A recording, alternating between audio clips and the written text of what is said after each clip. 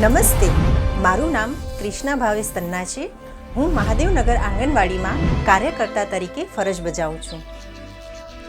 એક ઘટાદાર વૃક્ષના પાયામાં હોય છે એક તંદુરસ્ત બીજ. વૃક્ષમાં બીજ તું. વૃક્ષની સશક્ત ડાળીઓ અને લીલાછમ પાંદડાઓ એ વાતની સાક્ષી પુરાવે છે કે બીજને પવન, પાણી અને પ્રકાશ પૂરતા પ્રમાણમાં મળ્યા છે.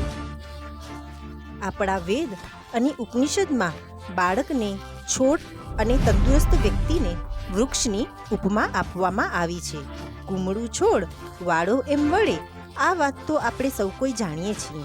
આજે વાત કરવી છે ગર્ભમાં સ્થાન પામતા બીજથી લઈને પ્રથમ 1000 દિવસ સુધી ખીલતા, ફૂલતા, સશક્ત બાળક વિશે. વાત કરવી છે ગુજરાત અને ભારતની આવતીકાલ વિશે. બાળક સમાજનું આવતીકાલનું ભવિષ્ય છે. તંદુરસ્ત સમાજનો પાયો છે. માનનીય વડાપ્રધાન શ્રી નરેન્દ્રભાઈ મોદીને બાળકો પહેલેથી ખૂબ જ વહાલા. તેઓ માને છે કે બાળક એ ઈશ્વરે સમાજને લખી આપેલો આશીર્વાદ છે. એમના ભાવવાહી વિચારને વંદન કરતા આપણા સંવેદનશીલ મુખ્યમંત્રી શ્રી ભૂપેન્દ્રભાઈ પટેલ તો બાળકોમાં અત્યંત પ્રિય છે. મહિલા અને બાળ વિકાસના મંત્રી ભાનુબેન બાબરિયા બાળકોને લાડ લડાવવાની એક પણ તક નથી ગુમાવતા. તેઓ માને છે કે બાળકનું સ્મિત ઈશ્વરે માણસને લખી આપેલો ઓટોગ્રાફ છે. ગુજરાતના બાળકો તંદુરસ્ત અને એમનું સ્વાસ્થ્ય બાબતે કશી કસર બાકી ન રહે એ દિશામાં એમની જ પ્રેરણાથી મહિલા બાળ વિભાગ સતત કાર્યરત છે. સંકલિત બાળ વિકાસ સેવા યોજના દ્વારા યોગ્ય પોષણ તો દેશ થશે રોશન, તે તો જાણે કે આ વિભાગનો જીવન મંત્ર છે. આંગણવાડી કેન્દ્રમાં દર મહિનાના પ્રથમ મંગળવારે સુપોષણ સંવાદ રાખવામાં આવે છે, જેમાં શ્રીમંતની વિધિ તથા ગર્ભાવસ્થા દરમિયાન લેવામાં થતી કાળજી અને મુશ્કેલીઓ અંગે ચર્ચા અને પરામર્શ કરવામાં આવે છે.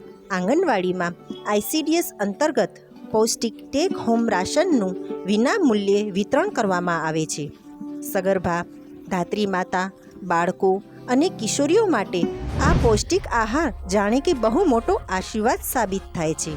આંગણવાડી કેન્દ્રમાં દર મહિનાના બીજા મંગળવારે બાળ તુલા દિવસ તરીકે ઉજવવામાં આવે છે, જેમાં 0 થી 5 વર્ષના તમામ બાળકોના વજન તેમજ ઊંચાઈ કરવામાં આવે છે. તેમજ વાલીઓ જોડે ગ્રોથ ચાર્ટ વિશે પરામર્શ કરવામાં આવે છે. ત્યારબાદ ત્રીજા મંગળવારે અન્નપ્રાશન તેમજ બાલ દિનની ઉજવણી પણ કરવામાં આવે છે, જેમાં બાળક 7 માસનું થાય ત્યારે તેને અન્નપ્રાશનની શરૂઆત આંગણવાડીમાં કરાવવામાં આવે છે. તેમજ બાલ દિનમાં બાળકને 3જું વર્ષ આંગણવાડીમાં પ્રવેશ તેમજ પ્રોત્સાહન આપવામાં આવે છે. આંગણવાડી કેન્દ્રમાં દર મહિનાના ચોથા મંગળવારે પૂર્ણા દિવસની ઉજવણી કરવામાં આવે છે, જેમાં કિશોરીઓને પોષણના પરિમાણોને સર્વગ્રાહી રીતે સુધારવાનો પ્રયાસ કરવામાં આવે છે. તેમજ થીમ મુજબ અલગ અલગ પ્રવૃત્તિઓ કરી ઉત્સાહપૂર્વક પ્રોત્સાહિત કરવામાં આવે છે. પાપા કરતી ભારતની સ્વસ્થ આવતીકાલ એમના થકી પધારશે.